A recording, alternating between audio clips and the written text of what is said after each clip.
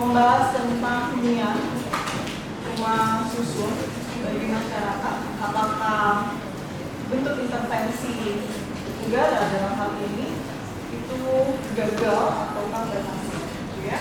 Mohon diperhatikan dan dikuatkan data-datanya. Silakan Pro ambil posisinya. Dulu kita mulai.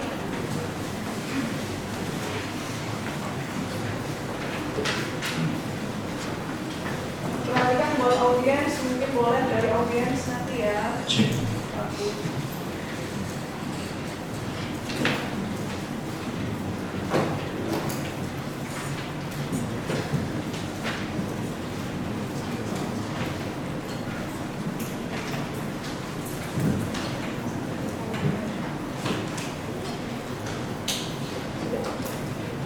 Ya, 5 menit dimulai dari sekarang.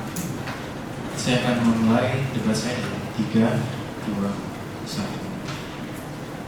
Tim kontra yang terhormat setelah Mbak Prima, sadari bahwa bayangkan ketika kita hidup tanpa rumah, itulah yang akan terjadi apa terjadi kegagalan pasar, yang mana kegagalan pasar ini adalah dalam penyediaan hunian bagi masyarakat, teman-teman serta pemerintah. Pada dasarnya pemerintah pada dasarnya telah berhasil dan memberikan intervensi yang baik dalam menyelesaikan kegagalan pasar ini. Adapun kegagalan pasar adalah ketika pasar itu sendiri tidak dapat memberikan kebutuhan masyarakat sehingga terjadi kelangkaan dan kenaikan harga yang terlampau jauh untuk masyarakat dapat membeli. Rusunawa merupakan solusi yang tepat dalam menyelesaikan peluang hunian yang mahal bagi masyarakat berpenghasilan rendah karena mampu mengakomodasi kemampuan beli mereka dengan subsidi dari pemerintah. 3 hipotesis masalah yang ingin saya perdebatkan pada hari ini. 1, sadari bahwa adanya tingginya harga hunian di pasar. Sadari bahwa status quo-nya perumahan di Indonesia tergolong sangat tinggi ketimbang dengan rasio pendapatan yang ada. Sehingga apa yang dilakukan oleh pemerintah adalah hal yang tepat dengan memberikan pengadaan rusunawa bagi masyarakat berpenghasilan rendah untuk tetap memiliki kesempatan untuk dapat memiliki hunian. 2, dominasi spekulan yang menyebabkan harga yang melambung. Sadari bahwa tendensi yang terjadi di Indonesia adalah banyaknya developer perumahan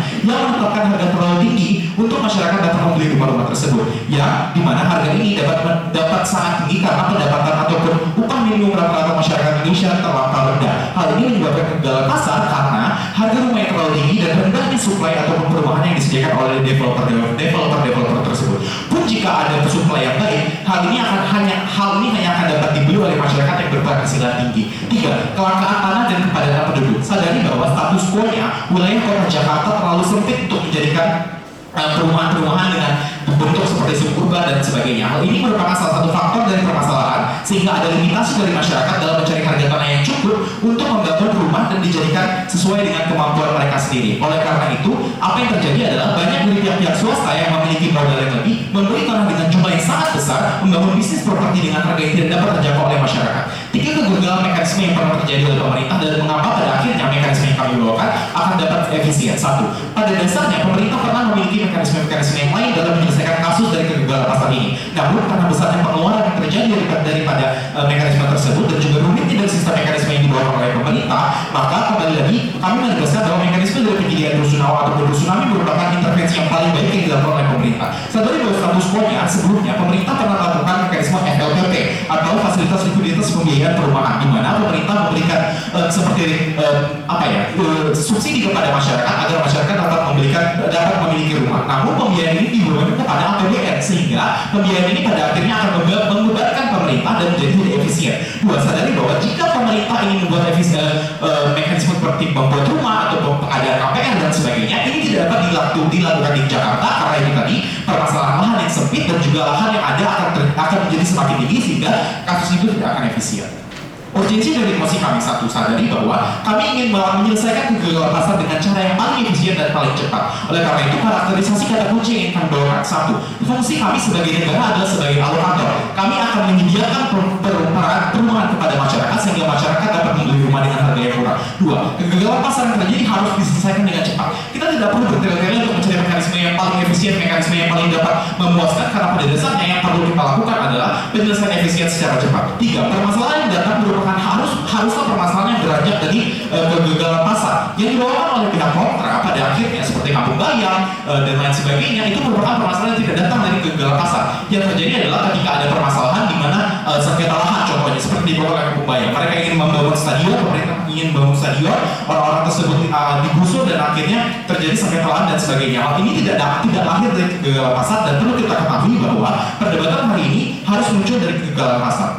Stance dan goal kami percaya bahwa regulasi pemerintah dalam mengintervensi pasar dengan memberikan rusunawa agar masyarakat dapat mendapatkan hunian yang terjangkau merupakan intervensi yang berhasil pada akhirnya. Nah, mengapa? Karena pada dasarnya apa yang dilakukan oleh pemerintah adalah menyediakan hunian tersebut agar masyarakat dapat memiliki rumah. Sehingga stance kami tepat sasaran, yaitu untuk melawan kegagalan pasar yang terjadi akibat melambungnya harga hunian untuk masyarakat. Kami percaya bahwa regulasi yang dilakukan oleh pemerintah pada dasarnya akan tetap berhasil meskipun akan tetap ada isu-isu yang terjadi dari regulasi yang kurang ketat. Namun kami percaya bahwa mekanisme yang kami bawakan adalah kami akan memperketat regulasi tersebut sehingga masalah-masalah tersebut tidak akan terjadi. Sehingga pada akhirnya 4 poin argumen yang ingin kami bawakan, yang pertama adalah 3 poin perdebatan adalah: 1, kami ingin meningkatkan tingkat kepemilikan rumah, kami ingin membantu menyeimbangkan kegagalan pasar, dan kami ingin membantu pemerintah dalam menekan harga pasar.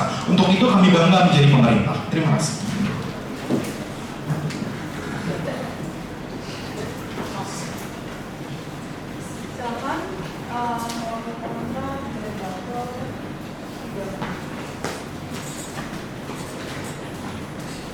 Baik, izinkan saya meredakel. Jadi yang pertama, meskipun pemerintah telah membangun rusun, tantangan persisten muncul karena peningkatan permintaan. Data dari Kementerian Pekerjaan Umum dan Perumahan Rakyat menunjukkan bahwa pada tahun 2023 hanya 32% dari target pembangunan rusun yang tercapai. Sementara itu, survei oleh Asosiasi Pengembangan Perumahan Indonesia mengungkapkan bahwa 60% dari proyek rusun mengalami keterlambatan signifikan akibat birokrasi dan perizinan yang lambat. Hal ini menunjukkan bahwa intervensi negara pun belum cukup efektif dalam mengatasi krisis perumahan. Terus kemudian, misalnya meskipun revisi UU Rumah Susun dilakukan oleh negara atau pemerintah, masih ada banyak kasus pelanggaran yang terjadi. Dari data Kementerian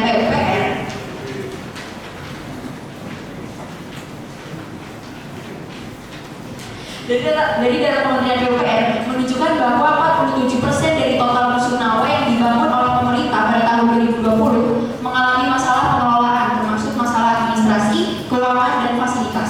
Selain itu, meskipun ada peningkatan kesadaran masyarakat, masih ada kurangnya partisipasi aktif dalam pengelolaan dan pengawasan rumah susun. Oleh karena itu terjadilah banyak kriminalitas atau sewa-sewa ilegal. Oleh karena itu diperlukan pendekatan yang lebih terintegrasi dan berkelanjutan yang mengakibatkan semua pemangku kepentingan serta evaluasi terus-menerus terhadap implementasi kebijakan untuk memastikan efektivitasnya dalam menangani permasalahan rumah susun yang secara menyeluruh. Nah, bagi kelompok pro, saya sudah baca makalahnya, itu sudah banyak solusi yang ditawarkan, tapi apakah sudah dilakukan sampai sekarang dan apakah terwujud sampai sekarang? Izin menambahkan juga, setelah saya baca makalah dari kelompok pro, saya menggarisbawahi ada poin kalian mengatakan menekan laju kriminalitas. Menurut saya ini agak ngawur ya, karena kelompok kalian itu merasa bahwa solusi dari kriminalitas yang terjadi di Indonesia ini adalah karena tingkat hunian yang rendah. Menurut saya terjadi korelasi yang tidak sesuai dengan kausalitas. Meskipun terdapat korelasi antara tingkat kepemilikan rumah dan tingkat kriminalitas, penting untuk diingat bahwa korelasi itu tidak selalu menunjukkan kausalitas. Ada banyak faktor yang dapat mempengaruhi tingkat kriminalitas, seperti tingkat pendidikan, kesenjangan ekonomi, kebijakan penegakan hukum, dan faktor lingkungan. Dan saya mengambil contoh dari negara Amerika Serikat. Seperti yang kita ketahui, negara Amerika Serikat adalah negara maju yang memiliki tingkat hunian yang tinggi.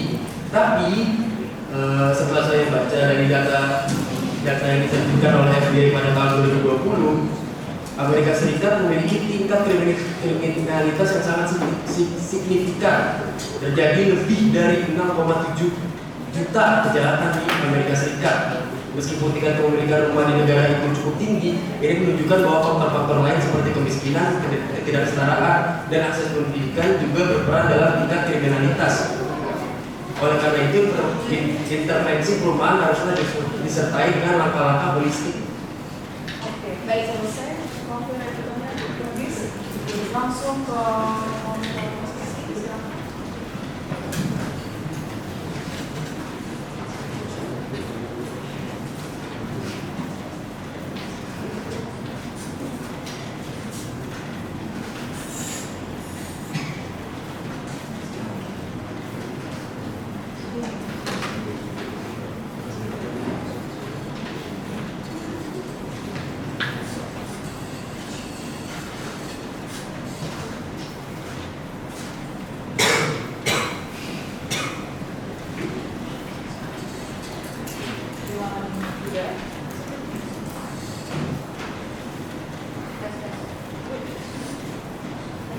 Tes.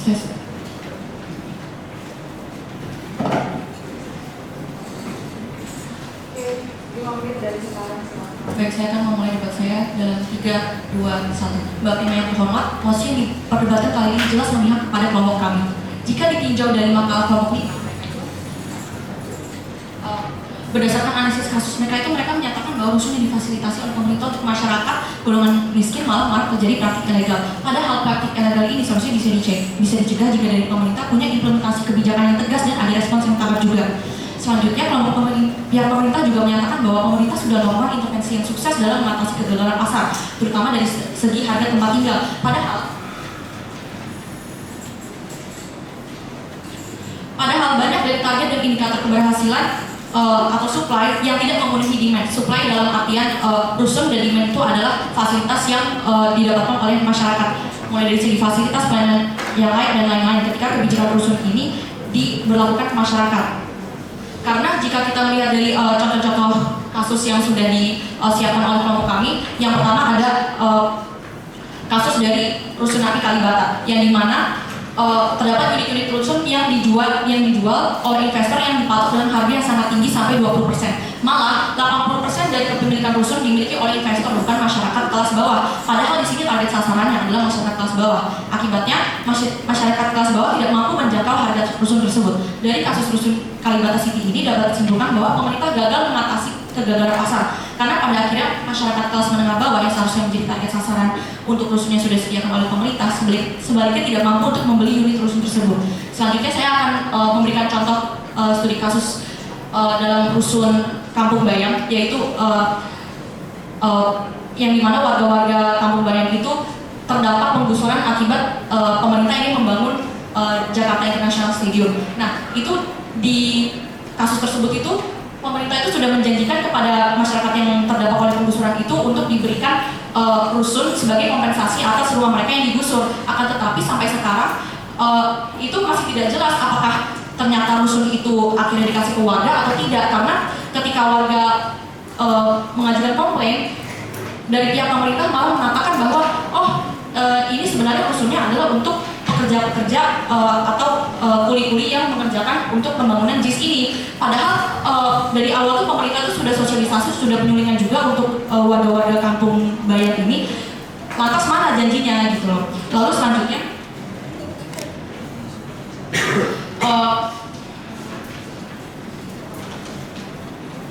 saya juga akan memberikan untuk kasus kebun kacang, yang dimana ini juga memicu pro dan kontra, karena hak penggunaan bangunan dan hak penggunaan lahannya itu sebenarnya tidak jelas gitu. Jadi untuk kasus kebun kacang ini pemerintah itu memberikan perizinan untuk menggunakan rusun ini kepada masyarakat, tapi birokrasinya itu sangat tidak jelas dan malah merugikan warga gitu loh.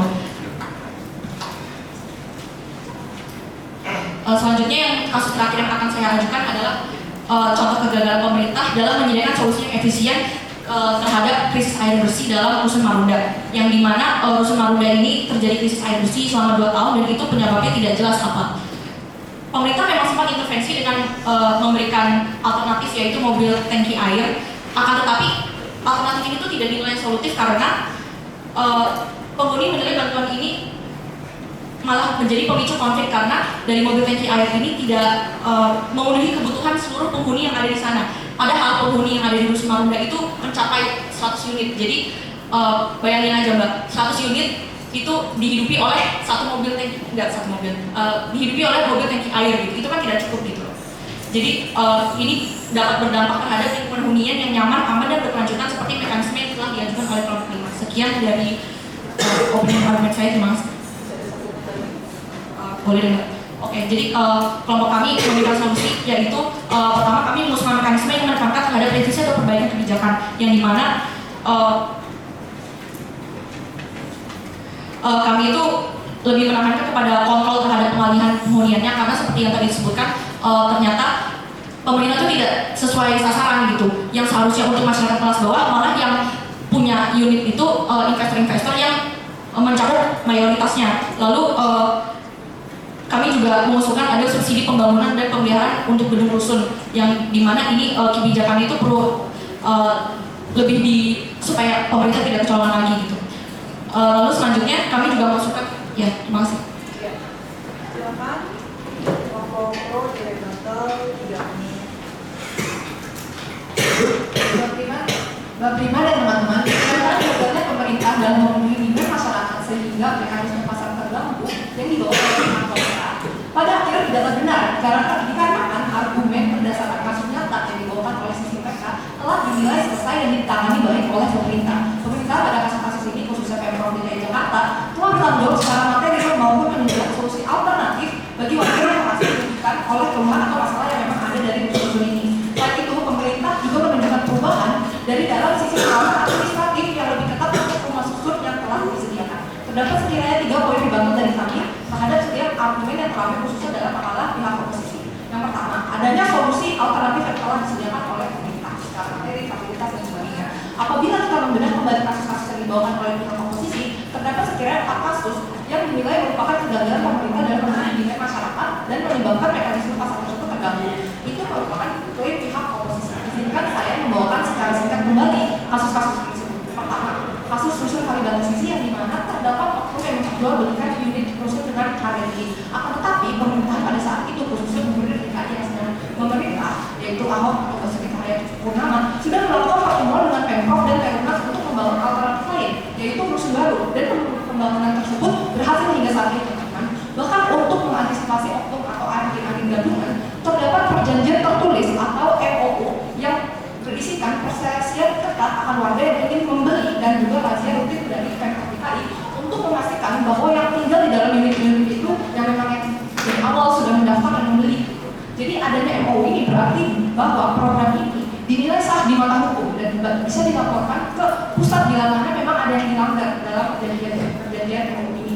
Rusun ini juga dinilai berhasil karena masih beroperasi hingga saat ini dan diadaptasi juga dengan Gubernur Anies Baswedan dengan program BPKS dan sebagainya.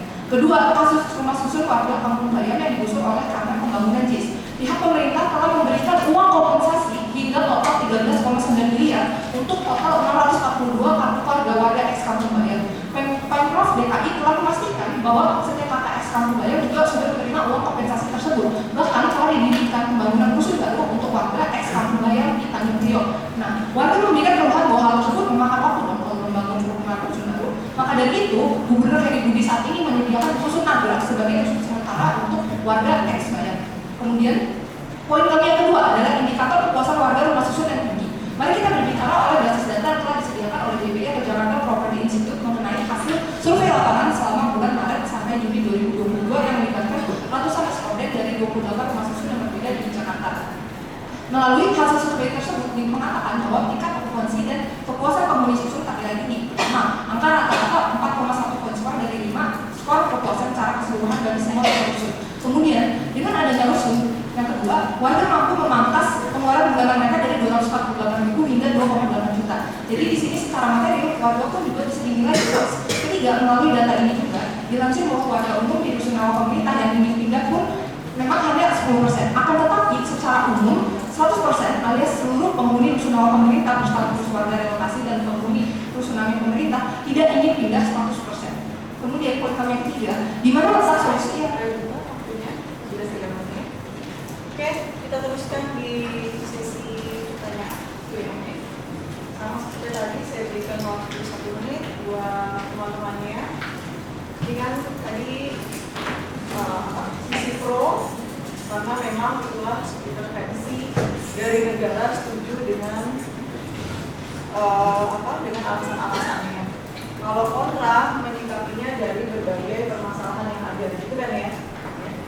Jadi coba dilihat masing-masing dari masing-masing tim untuk menyerang tim lawan untuk mengeksplor lebih dalam lagi gitu ya. Siapkan dua pertanyaan.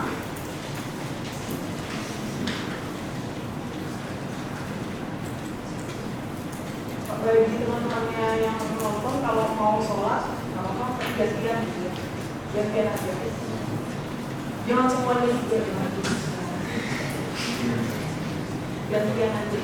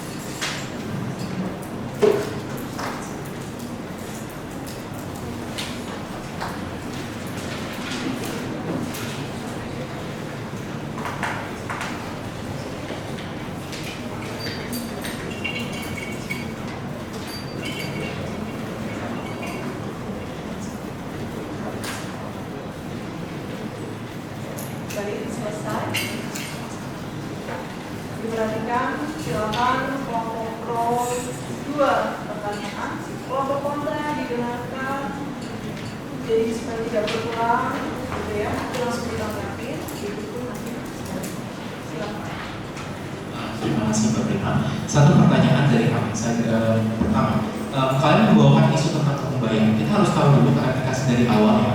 Perdebatan kita pada hari ini kan tentang kegagalan pasar. Kegagalan pasar sudah dari awal kami definisikan di mana ketika pasar tidak dapat memberikan kebutuhan kepada masyarakat dalam hal ini hunian. Yang kalian bawakan adalah kampung bayam. Permasalahan di kampung bayam itu adalah ketika masyarakat tidak membayar, digusur dan direlokasi tempatnya karena ini dibangun oleh karena ini dibangun karena akan dibangun stadion di sana. Permasalahannya di sini adalah kasus yang kita bawa harus berasal dari kegagalan pasar. Di sini bukan berarti orang-orang di kampung bayam itu tidak bisa membeli rumah karena mereka tidak bisa afford rumahnya karena rumahnya terlalu mahal. Permasalahan yang terjadi di sini adalah orang-orang di kampung bayam itu direlokasi dan tempat atau mereka direlokasi adalah rusun, sehingga hal tersebut tidak bisa jadi legitimasi kalian, validasi kalian menyebabkan bahwa intervensi yang kami lakukan itu adalah gagal. Yang kedua, mekanisme yang kalian bawakan itu adalah untuk meregulasi ulang atau memperketat ulang regulasi terhadap unit-unit yang ada di rusunawa. Bukankah ini menjadi istilahnya pedang balik bagi kalian? Karena pada akhirnya kalian tidak pernah menjelaskan bagaimana solusi kalian itu pada akhirnya akan efisien. Yang kalian lakukan justru adalah sesuai dengan apa mekanisme kami. Mekanisme kami dari awal kami katakan bahwa kami akan membuat rusunawa, kami akan meregulasi kembali pengelolaan rusunawa tersebut agar intervensi-intervensi yang sebelumnya mungkin belum maksimal dapat dimaksimalkan kembali, sehingga dari awal pun kalian tidak pernah menjelaskan stance kalian apa, solusi kalian apa. Pertanyaannya apa? Jadi pertanyaan yang pertama, bagaimana kalian bisa memakai kasus kampung bayam sebagai legitimasi kalian mengatakan kami gagal? Yang kedua, bagaimana kalian bisa mengatakan bahwa mekanisme yang kalian lakukan itu pada akhirnya akan mendukung stance kalian, padahal sebenarnya mekanisme yang kalian bawakan justru mendukung stance kami gitu. Terima kasih. Pertanyaan, apakah contoh tersebut sesuai dengan konteksnya apa tidak?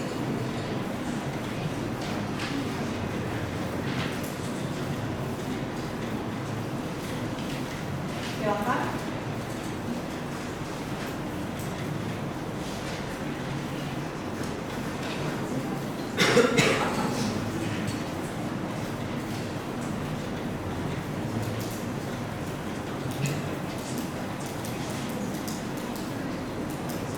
Silakan kelompok kontra. Oke, mungkin saya izin menjawab untuk pertanyaan Karol yang tadi bagaimana kami membawakan kasus kampung bayam itu bisa sesuai dengan konteks kita, posisi kita tentang kegagalan pasar. Oke, jadi pertama-tama untuk kampung bayam sendiri itu sebenarnya sudah sebanyak 123 kepala keluarga dari kampung bayam yang menggugat pemerintah karena ada ketidakjelasan dengan tentang rusun ini gitu. Itu sebenarnya sudah menunjukkan bahwa pemerintah itu saya gagal mengintervensi karena saya Mbak Pipa pernah bilang kalau misalnya kegagalan pasar adalah bukan ketika pemerintah itu tidak bisa memberikan supply terhadap demand, tapi ketika harga dari supply tersebut itu tidak dapat dijangkau oleh masyarakat gitu. Itu sebenarnya. Dan kalau saya mau dikait sama konteks ini berarti pemerintah ini tidak bisa memberikan solusi yang paling efektif atau efisien atau memberikan solusi di permasalahan inilah kepada masyarakat gitu. Karena pada akhirnya seperti tadi kalian bilang kan kalau misalnya kampung bayam itu dibuat rusun sementara gitu. Tapi itu kan pada akhirnya akan memperlambat proses mereka untuk mendapat tempat tinggal gitu loh. Dan buktinya juga sudah ada 123 kepala keluarga yang dari kampung bayam yang menggugat pemerintah gitu loh. Jadi itu sih tanggapan untuk jawaban kalian. Terima kasih. Kita lakukan sekali. Terus ini langsung pertanyaan kontra atau pro ya. Tidak ditanggapi lagi sama kontra. Nanti begini juga sebaliknya. Tadi kami mendengar bahwa ada singgungan terkait dengan masalah kapan jadinya warga ex kampung bayam ini jadinya punya rusun gitu, punya rumah yang tetap, sampai kapan mereka ada di rusun sementara ini. Perlu diketahui juga bahwa membangun sebuah bangunan itu nggak akan bisa jadi dalam hanya waktu singkat gitu. Jadi memang waktunya tergolong cukup lama. Bahkan Gubernur Budi sendiri pun juga sudah mengatakan di salah satu pers bahwa mungkin sekiranya paling lama akan memakan waktu sekira 1 tahun. Dan kemudian untuk kompensasi tersebut maka disediakan rusun sementara bagi keluarga-keluarga sekalian ini untuk tinggal dulu di situ, baru mereka dapat berpindah kepada rusun yang baru. Kedua juga saya mau tambahkan, dari pernyataan kalian sama sekali tidak menjelaskan bagaimana kegagalan pasar yang terjadi itu ada korelasinya dengan penggusuran ataupun relokasi yang ada, karena pada akhirnya ini tidak ada satu halnya tentang supply dan demand. Yang terjadi di sini adalah sengketa masalah yang kedua. Kalian mengatakan tentang gugatan, di data yang kami punya pun juga gugatannya sudah dicabut. Jadi pada akhirnya sebenarnya permasalahan di sini adalah permasalahan sengketa lahan dan kapan mereka dipindahkan, bukan permasalahan apakah mereka terdampak kegagalan pasar atau tidak gitu. Jadi sebenarnya argumen yang kalian katakan sebenarnya tidak valid dan tidak dapat justifikasi atau melegitimasi bahwa kami itu gagal dalam intervensi. Oke, dilanjut pertanyaan kontra 2 disimak kelompok pro.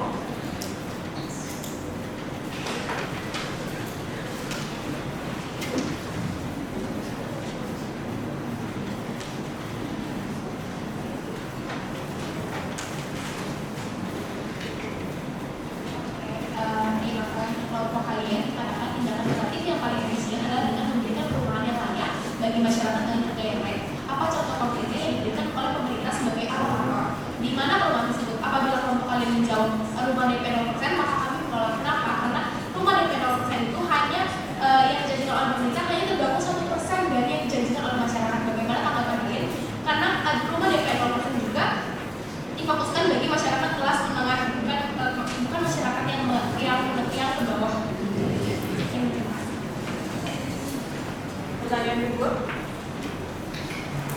Jadi pertanyaan kedua, jadi berdasarkan masalah kalian ada kayak salah satu faktor penyelesaian masalah rumah susun adalah dengan merevisi UU Rumah Susun agar lebih komprehensif. Tapi apakah pihak pemerintah itu dapat memastikan bahwa undang-undang itu memiliki dampak yang positif terhadap pembangunan rumah susun dan mengutamakan kesejahteraan jangka panjang untuk masyarakat? Karena seperti yang saya lihat, kalau misalkan pada indikator yang pro terhadap pihak pengembang dan pihak investor. Silakan kelompok pro. Disimak kelompok kontra, nanti punya hak untuk mengkonfirmasi atau mengaku.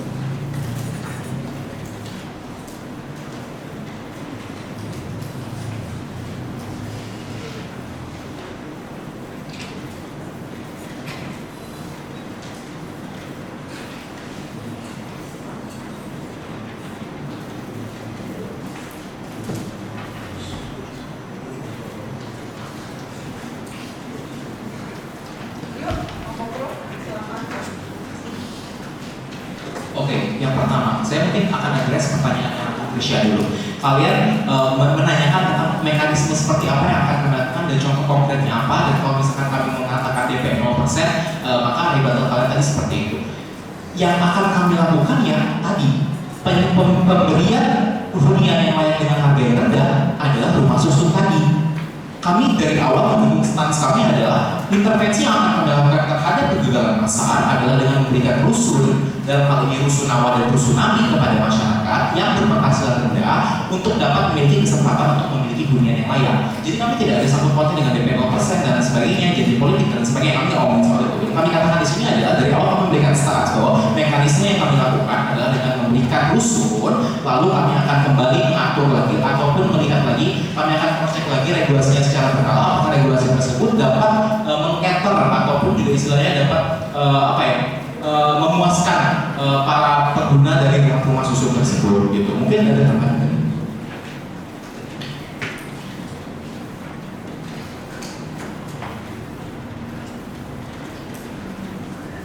Ada tambahan? Kalau tidak ada, dilanjut.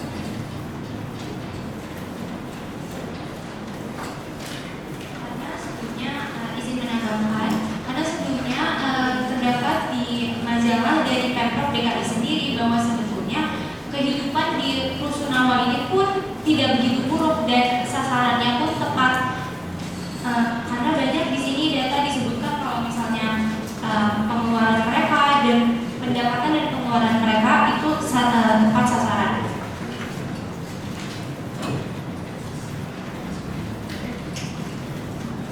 Izin menambahkan bahwa faktanya rata-rata pendapatan penduduk Rusunawa di Jakarta sekitar 4,6 juta berdasarkan data statistik Pemprov DKI Jakarta. Itu tidak membuktikan bahwa pemerintah gagal dalam memenuhi kebutuhan pasar global menyediakan dunia.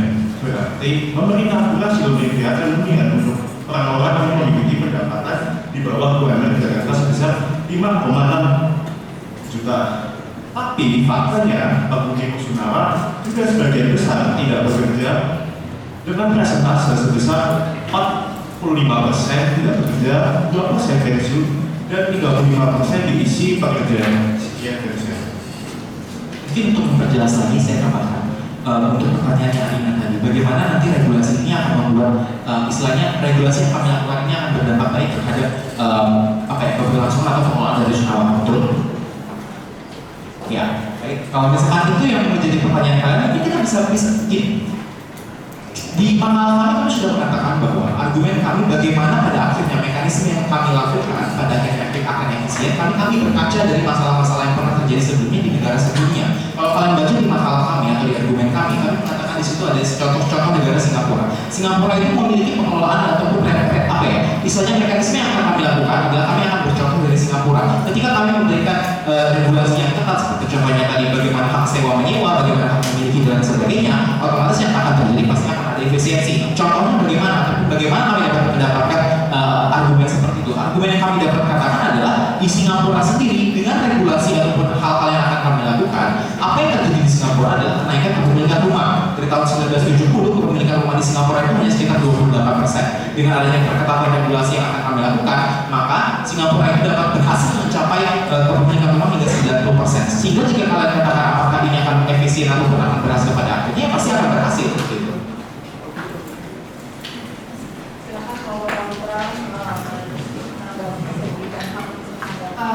Saya izin menanggapi. Sebelumnya menurut kelompok pro mereka membandingkan negara kita dengan Singapura, sedangkan negara Singapura itu sudah menjadi negara industri yang maju dan kita masih negara berkembang. Nah, di Singapura pun mempunyai sistem untuk membayar rusunnya itu dipotong dari gaji. Terus kemudian juga ada subsidi bagi warga atau pekerja yang mempunyai gaji di bawah $8.000 itu mendapat subsidi dengan harga rusunnya lebih murah. Terus juga jika ada warga yang ingin membeli rusun, mereka tuh harus mendaftar ke waiting list jika ingin membelinya. Terus juga kebijakan rusun di Singapura dan Indo juga pada akhirnya tidak apple to apple karena yang seperti tadi sudah dibilang dari kebijakan dan demografi pun berbeda. Terus juga kenapa berhasil di negara Singapura ya karena mereka sudah maju, sementara di Indo pun penghuni rusunnya merupakan masyarakat menengah ke bawah atau masyarakat perantau yang kurang mampu atau masyarakat yang kurang mampu dengan tingkat pendidikannya yang rendah. Terus kemudian dari tadi kelompok pro itu bertanya kepada kita kenapa kita membantah kalau misalnya negara ini gagal intervensi mengatasi masalah pasar properti.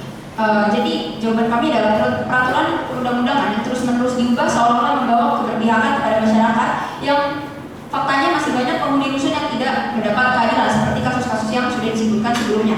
Alih-alih mensejahterakan, nyatanya pemerintah hanya mencari keuntungan komersil saja. Terus juga langkah-langkah perbaikan harus lebih dari sekedar peningkatan regulasi. Pemerintah harus memastikan bahwa kebijakan yang diterapkan tidak hanya menguntungkan pihak-pihak komersial atau pemerintah saja, yang dimana mereka berpikir mereka berhasil mengatasi masalah perumahan tersebut, tetapi juga mengutamakan keadilan bagi masyarakat yang menjadi sasaran program perumahan ini. Terus juga ini membutuhkan transparansi yang lebih besar dalam proses pengadaan dan penyaluran rusun serta penegakan hukum yang tegas terhadap pelanggaran-pelanggaran yang ada. Terima kasih. Oke, terima kasih. Silakan closing statement dari kelompok pro dan kelompok kontra.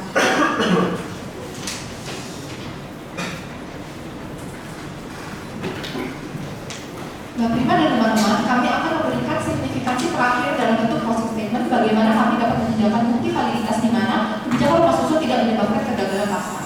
Pertama, setiap keluhan yang ada oleh masyarakat didengar dan diselesaikan oleh pemerintah. Kedua, adanya solusi alternatif secara materi kembali sebagaimana kasus Kampung Bayam yang kita ketahui. Dan yang ketiga, indikator kepuasan warga yang tinggi akan adanya rumah susun. Jadi, untuk mengatakan bahwa implementasi kebijakan dari rumah susun itu gagal dalam mengatasi mekanisme pasar tidaklah benar, karena tidak dapat dipungkiri bahwa akan adanya masalah tidak kita antisipasi implementasi dalam pelaksanaan sebuah kebijakan. Akan tetapi penyelesaian dari masalah tersebutlah yang menentukan apakah kebijakan tersebut baik atau tidak. Melalui masalah-masalah yang ada, pemerintah berhasil bertanggung jawab secara material maupun fasilitas dan juga solusi alternatif yang baik sekali lagi bagi pihak yang dirugikan. Bahkan dapat kita ketahui juga bahwa terdapat dua jenis rusun awa yang dapat disewa dan juga rusun awa yang dimana penghuni menjadi pemilik, dan sehingga masyarakat dapat memilih tipe rusun mana nih yang sekiranya lebih pas dan cocok bagi kondisi keuangan mereka. Maka apakah dapat disebut bahwa kebijakan rumah susun gagal memenuhi demand dari masyarakat ketika keluhan dan masalah yang ada dipertanggungjawabkan? Sejatinya apabila ingin menerapkan kebijakan yang berkaitan dengan perumahan warga yang tidak mampu dan menginginkan hasil perfect tanpa adanya keluhan, maka menurut kami itu terlalu idealistis. Kita seharusnya membuat implementasi yang cukup memuaskan, bukan memuaskan semua orang, karena hal tersebut sekali lagi tidak mungkin dicapai. Dan dapat kita lihat sekarang adalah pertanggungjawaban dari setiap keluhan tersebut dan bagaimana respon pemerintah terhadapnya. Maka di mana letak validasi bahwa melalui implementasi kebijakan susun telah terjadi kegagalan pasar ketika permasalahan yang ada pun telah ditangani oleh Pemprov sendiri dan telah selesai ditangani. Maka daripada itu secara tidak langsung, bukankah tim kontrol dan akhirnya setuju bahwa intervensi pemerintah yang dilakukan berhasil bukan? Maka sekian dari pihak pro dalam ini. Oke, silakan proses ini. Baik, terima kasih Mbak Vina dan kelompok pro. Terima kasih atas perdebatan pada hari ini dan terima kasih atas sudut pandang yang berbeda dari tim pro. Namun kami perlu menegaskan kembali mengenai kasus yang kami perdebatkan pada siang hari ini. Memang benar bahwa tempat tinggal merupakan kebutuhan pokok bagi seluruh masyarakat dan disebabkan oleh padatnya pemukiman di perkotaan yang membuat masyarakat menengah ke bawah sulit untuk mendapat tempat tinggal. Belum lagi ditambah harga atau hunian yang terus meningkat, menyebabkan banyak masyarakat yang akhirnya sulit mendapatkan tempat tinggal dan harus membangun hunian daerah yang kumuh dan tidak layak. Maka dari itu pemerintah memang benar melakukan intervensi dengan membangun rumah susun dan ditujukan untuk menunjang hak setiap masyarakat dan juga sebenarnya untuk menata wilayah perkotaan agar tidak kumuh dan lebih tertata. Namun pada pengimplementasiannya yang kita perdebatkan pada siang hari ini terdapat serangkaian kegagalan dan kekurangan dalam implementasi kebijakan penyelenggaraan rumah susun yang seharusnya menjadi solusi dan alternatif bagi masyarakat yang dibutuhkan. Meskipun ada upaya dari pemerintah untuk memberikan kompensasi atas penggusuran rumah dan memberikan fasilitas hunian yang layak, namun realita di lapangan menunjukkan bahwa kebijakan tersebut masih jauh dari memenuhi kebutuhan dan harapan masyarakat. Kegagalan mekanisme pasar terlihat jelas dalam kasus pengelolaan rusun yang dimiliki oleh investor yang mengarah pada harga rusun yang tidak terjangkau bagi masyarakat sasaran. Hal ini tidak hanya menunjukkan ketidakmampuan pemerintah dalam mengatur pasar properti, tapi juga mengakibatkan ketidakadilan akses bagi perumahan masyarakat yang berpenghasilan rendah. Belum lagi tadi dikatakan oleh Arsyad bahwa 45% penduduk tidak bekerja. Bagaimana mereka dapat membayar rusun yang harga mahal jika 45% tidak bekerja? Bayangkan udah miskin tak punya duit disuruh bayar rusun yang mahal. Selain itu juga terdapat masalah serius terkait pengelolaan dan kepemilikan rusun yang tidak sesuai dengan tujuan awalnya, seperti kasus pengalihan kepemilikan rusun kebun kacang dan krisis air bersih di rusun Marunda. Ini menunjukkan adanya kekacauan birokrasi dan kurangnya tanggung jawab dari pemerintah dalam memastikan keberlanjutan dan kualitas hunian yang disediakan. Oleh karena itu kami nilai pemerintah ini gagal dan kami memandang perlunya evaluasi mendalam terhadap implementasi kebijakan rumah susun serta perubahan yang substansial dalam pendekatan dan regulasi berkaitan dengan penyelenggaraan perumahan. Pemerintah juga harus bertanggung jawab sepenuhnya atas keberhasilan kualitas hunian yang disediakan serta memastikan bahwa kebijakan tersebut benar-benar mampu memenuhi kebutuhan dan hak masyarakat. Belum lagi tadi dikatakan kriminalitas di proyek mengecilkan kemungkinan terjadi kriminalitas. Baru saya dapat informasi bahwa terjadi pelecehan seksual dan hak-hak anak ini tidak dijaga oleh pemerintah. Pemerintah benar-benar membiarkan hak-hak itu diambil bisa saja dilecehkan. Ini menunjukkan juga kegagalan pemerintah. Oleh karena itu kami anggap pemerintah gagal. Sekian dan terima kasih dari kelompok pro. Baik, terima kasih dari depan.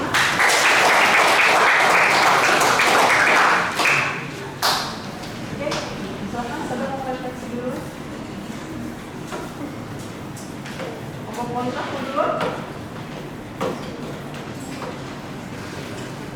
Audiens satu. Saya bisa kasih refleksi. Jadi sebenarnya seperti yang sudah diketahui, ini benar-benar dua perspektif yang berbeda. Jadi dari kelompok itu mereka pendekatannya lebih ke bahwa pembuatan rusun adalah solusi yang paling tepat untuk masyarakat berpenghasilan rendah. Tapi untuk stance kelompok kontra itu kami lebih menekankan bahwa kebijakan rusun ini banyak celahnya gitu, banyak bisa dicolok lah istilahnya. Dan juga ternyata ketika kebijakan ini sebenarnya bagus, tapi ketika diimplementasikan ke masyarakat ternyata tidak sesuai dengan apa yang diekspektasikan gitu. banyak permasalahan seperti dari birokrasi pemerintah yang malah merugikan masyarakat. Terus juga dari harga-harga yang ternyata udah diatur tapi malah tidak sesuai dengan apa yang sudah diatur gitu. Jadi ini saya mau memberikan aplaus kepada kelompok pro juga dan kontra karena menurut saya ini debat yang sangat bagus gitu. Saya jadi mendapat banyak insight. Sekian dari saya. Oke, selamat Prof. Kalau dari kami, sejujurnya kalau saya sendiri karena apa ya, setelah menganalisa kasus ini, membaca juga semua argumen mengalami masing-masing, saya merasa bahwa banyak sekali yang mau saya sampaikan itu, karena jujurnya saya tidak melihat kayak letak apa ya, ngomongnya kayak loophole dari kebijakan ini untuk sementara sampai saat ini ya. Jika kita membicarakan tentang news yang memang valid dan memang ada, karena sejatinya saya menemukan bahwa setiap argumen dari keempat kasus itu yang kamu bayang, terus ada yang Kalibata City dan sebagainya, dan Tangki Air itu pun juga sudah selesai dan terselesaikan, dan ada bukti validasi juga bahwa warga-warga yang di sana tuh juga udah merasa puas dengan perubahan yang dibawa oleh pemerintah. Maka dari itu ketika emang dikasih waktu 3 menit untuk pidato, saya merasa sangat-sangat kurang karena saya masih apa ya, ingin Punya berdebat lagi gitu. ya, ingin memperdebatkannya lagi. Jadi Udah nggak usah dibahas lagi. iya, jadi Jangan-jangan saya udah nampung di depannya. jadinya saya belajar untuk apa ya, dari perdebatan ini untuk supaya lebih ringkas dan to the point sih, dan menyampaikan apa yang memang apa ya, kalau dibatal ya dibatal, memang udah disampaikan aja gitu, tidak perlu menambah yang lain dulu lah. Itu sih. Dari audiens dulu.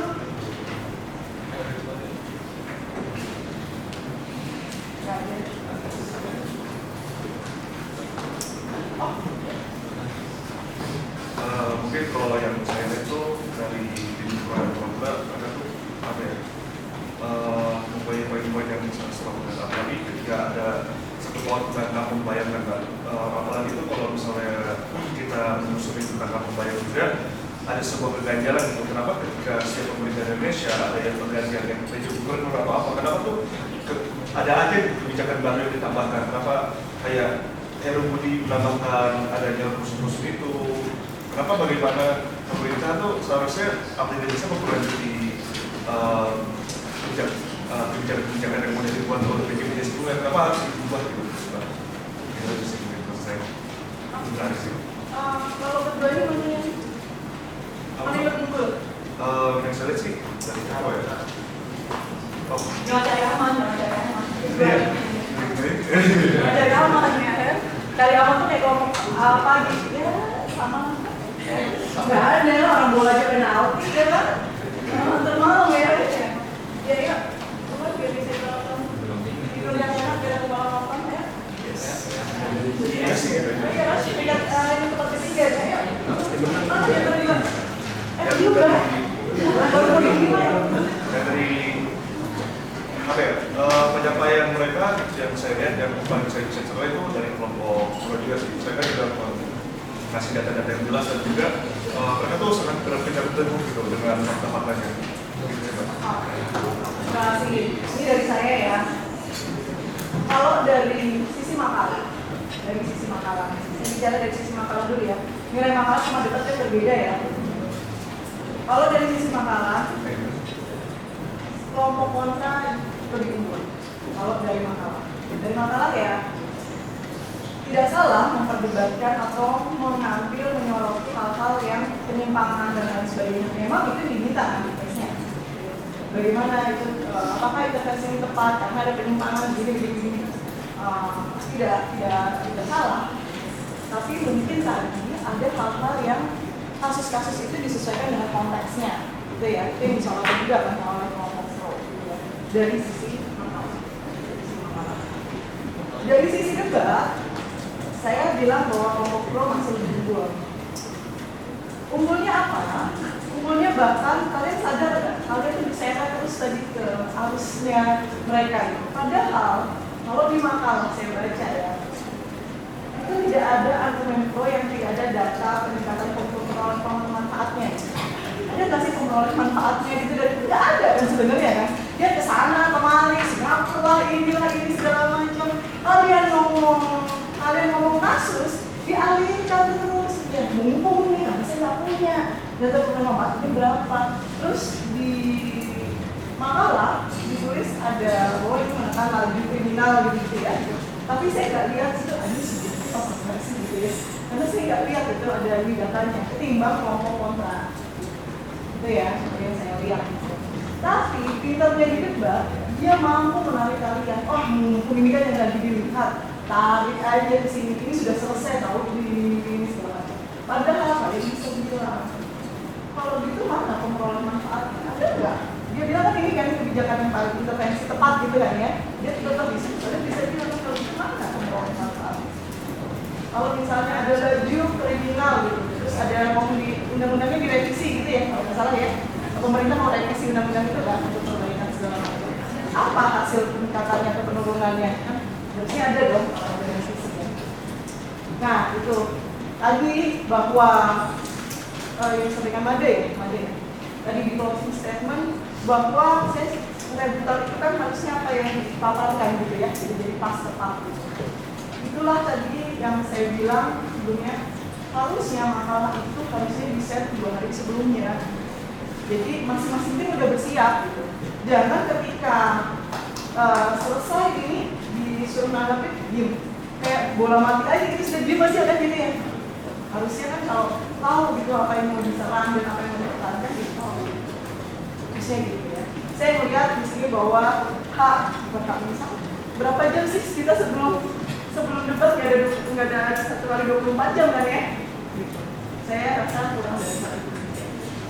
Oke, terima kasih. Beri tepuk tangan sekali lagi.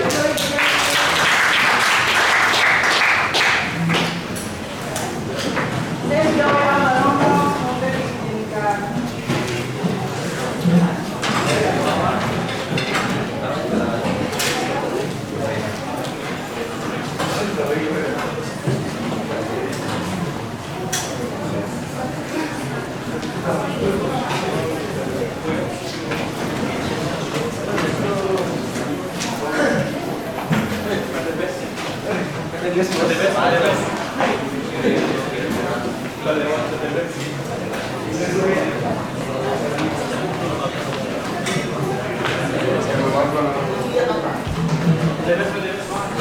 Aiko mana Aiko?